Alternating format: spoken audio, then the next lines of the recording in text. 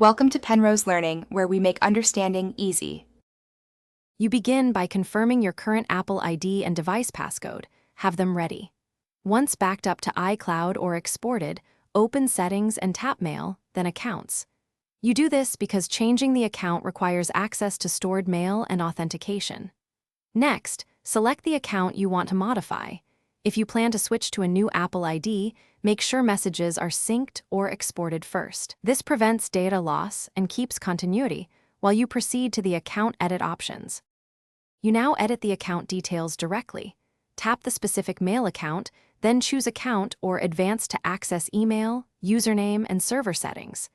Make the email change only if the provider allows. Otherwise, add a new account and migrate messages. If you use iCloud Mail, you must manage the Apple ID email via Appleid settings, so sign in there to change your primary address. Once done, review sync options and ensure mail is enabled.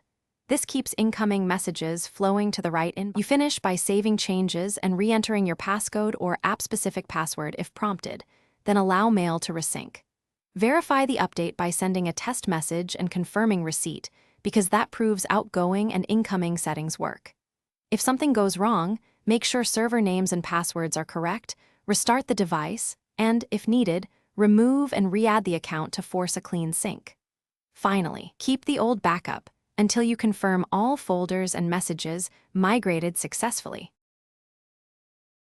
Thanks for watching. If this was helpful, leave a like and consider subscribing. See you next time.